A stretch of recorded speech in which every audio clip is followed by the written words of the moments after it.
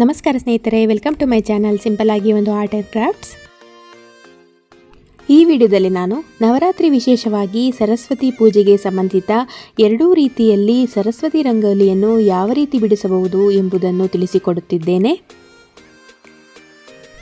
ಮೊದಲ ವಿಧಾನವನ್ನು ನೋಡೋದಾದರೆ, ಮೊದಲಿಗೆ 6ರಿಂದ 2 ಚುಕ್ಕಿ ಬರುವವರೆಗೂ ಚುಕ್ಕಿಗಳ ಮಧ್ಯದಲ್ಲಿ ಚುಕ್ಕಿಗಳನ್ನು ಇಟ್ಟುಕೊಂಡು ನಂತರ ಮೇಲ್ಭಾಗದಲ್ಲಿ 5 ಚುಕ್ಕಿಗಳನ್ನು ಮಾತ್ರ ಇಟ್ಟುಕೊಳ್ಳಬೇಕು.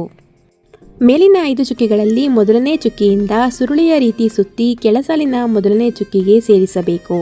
ನಂತರ ಮೇಲಿನ 2 ಚುಕ್ಕಿಯಿಂದ ಸ್ಲ್ಯಾಂಟ್ ಆಗಿ 2 ಚುಕ್ಕಿಗಳನ್ನು ಸೇರಿಸಬೇಕು.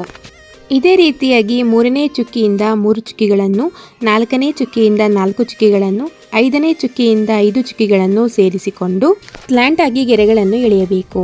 ಈಗ ಕೈ ಬೆರಳಿನಿಂದ ಸುರುಳಿಯನ್ನು ಸ್ಪ್ರೆಡ್ ಮಾಡಿಕೊಂಡು ಈಗಾಗಲೇ ಎಳೆದುಕೊಂಡಿರುವ ಎಡಭಾಗದಲ್ಲಿರುವ ಗೆರೆಗಳನ್ನು ಸೇರಿಸಿ ಅಡ್ಡಗೆರೆಗಳನ್ನು ಒಂದರ ಕೆಳಗೆ ಮತ್ತೊಂದರಂತೆ 5 ಗೆರೆಗಳನ್ನು ಎಳೆಯಬೇಕು. ನಂತರ ಬಲಭಾಗದಲ್ಲಿ ಇರುವ 5 ಅಡ್ಡಗೆರೆಗಳಲ್ಲಿ ಕೆಳಗಿನಿಂದ ಮೊದಲ ಗೆರೆಯನ್ನು ಮೇಲಿನ ಸಾಲಿನ ಮೊದಲ ಸುರುಳಿ ಎಳೆದಿರುವ ಗೆರೆಯ ಪಕ್ಕದವರೆಗೂ ಸೇರಿಸಿ ಕರ್ವ್ ಲೈನ್ ಅನ್ನು ಎಳೆಯಬೇಕು. ಇದೇ ರೀತಿಯಾಗಿ ಮೇಲ್ಮುಖವಾಗಿ ಒಂದಾದ ಮೇಲೊಂದರಂತೆ ಗೆರೆಗಳನ್ನು ಎಳೆದು ಸುರುಳಿಯ ಪಕ್ಕದಲ್ಲಿ ಕರ್ವ್ ಲೈನ್ ಅನ್ನು 5 ಸುರುಳಿಗೂ ಎಳೆಯಬೇಕು.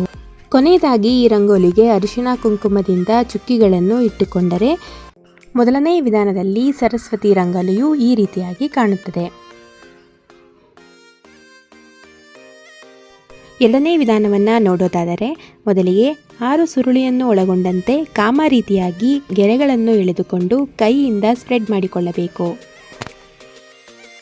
ಅದರ ಕೆಳಭಾಗದಲ್ಲಿ 7 ಚುಕ್ಕಿಗಳನ್ನು ಇಟ್ಟು 2 ಚುಕ್ಕಿಗಳು ಬರುವವರೆಗೂ ಚುಕ್ಕಿಗಳ ಮಧ್ಯದಲ್ಲಿ ಚುಕ್ಕಿಗಳನ್ನು ಇಟ್ಟುಕೊಳ್ಳಬೇಕು. ನಂತರ ಮೇಲಿನ ಮೊದಲ ಸುರುಳಿಯನ್ನು ಅದರ ಕೆಳಸಾಲಿನ ಮೊದಲ ಚುಕ್ಕಿಗೆ ಸೇರಿಸಿ ಆ ಸಾಲಿನಲ್ಲಿರುವ ಎಲ್ಲ ಚುಕ್ಕಿಗಳನ್ನು ಸೇರಿಸಿಕೊಂಡು ಅಡ್ಡಗೆರೆಯನ್ನು ಎಳೆದು ಕೊನೆಯ ಸುರುಳಿಯ ಪಕ್ಕದಲ್ಲಿ ಒಂದು ಕರ್ವ್ ಲೈನ್ ಅನ್ನು ಎಳೆಯಬೇಕು. ನಂತರ 2ನೇ ಚುಕ್ಕಿಯನ್ನು 2ನೇ ಸಾಲಿನಲ್ಲಿರುವ ಮೊದಲನೇ ಚುಕ್ಕಿಗೆ ಸೇರಿಸಿಕೊಂಡು ಅಡ್ಡಗೆರೆಯನ್ನು ಎಳೆದು ಬಲಭಾಗದಿಂದ 2ನೇ ಚುಕ್ಕಿ ಸುರುಳಿಯ ಪಕ್ಕದಲ್ಲಿ ಕರ್ವ್ ಲೈನ್ ಅನ್ನು ಎಳೆಯಬೇಕು. ಇದೇ ರೀತಿಯಾಗಿ 3ನೇ ಸುರುಳಿಯನ್ನು 3ನೇ ಸಾಲಿನ ಮೊದಲನೇ ಚುಕ್ಕಿಗೆ ಸೇರಿಸಿ ಅಡ್ಡಗೆರೆಯನ್ನು ಎಳೆದು ಕರ್ವ್ ಲೈನ್ ಅನ್ನು ಎಳೆಯಬೇಕು. ಇದೇ ರೀತಿಯಾಗಿ ಉಳಿದಿರುವ ಎಲ್ಲ ಸುರುಳಿಗಳನ್ನು ಸೇರಿಸಿಕೊಳ್ಳಬೇಕು. ಒಟ್ಟಾರೆಯಾಗಿ ಈ ರಂಗೋಲಿಯನ್ನು ಬಿಡಿಸಲು left to right, right to left ನಿಯಮವನ್ನು ಪಾಲಿಸಬೇಕು. ನಂತರ ಮೇಲಿನ ಕರ್ವ್ ಲೈನ್ಗಳಿಗೆ ಮುಂಭಾಗದಲ್ಲಿ ಒಂದು ಚುಕ್ಕಿಗಳನ್ನು ಇಟ್ಟುಕೊಂಡು ಕೈಯಿಂದ ಸ್ಪ್ರೆಡ್ ಮಾಡಿಕೊಳ್ಳಬೇಕು. ಕೊನೆಯದಾಗಿ ಅರಿಶಿಣ ಕುಂಕುಮದಿಂದ ಚುಕ್ಕಿಗಳನ್ನು ಇಟ್ಟುಕೊಂಡರೆ ಈ ಎರಡನೇ ವಿಧಾನದಲ್ಲಿ ಸರಸ್ವತಿ ರಂಗೋಲಿಯು ಕಂಪ್ಲೀಟ್ ಆಯಿತು. ನಾನು ಬಿಡಿಸಿರುವ 2 ರಂಗೋಲಿಗಳು ನಿಮಗಿಷ್ಟವಾಗಿದ್ದಲ್ಲಿ ಪ್ಲೀಸ್ ನನ್ನ ಚಾನಲನ್ನು ಸಬ್ಸ್ಕ್ರೈಬ್ ಮಾಡಿ, ಲೈಕ್ ಮಾಡಿ, ಶೇರ್ ಮಾಡೋದರ ಮೂಲಕ ನನಗೆ ಸಪೋರ್ಟ್ ಮಾಡಿ. ವಿಡಿಯೋ ನೋಡಿದ್ದಕ್ಕಾಗಿ ಧನ್ಯವಾದಗಳು.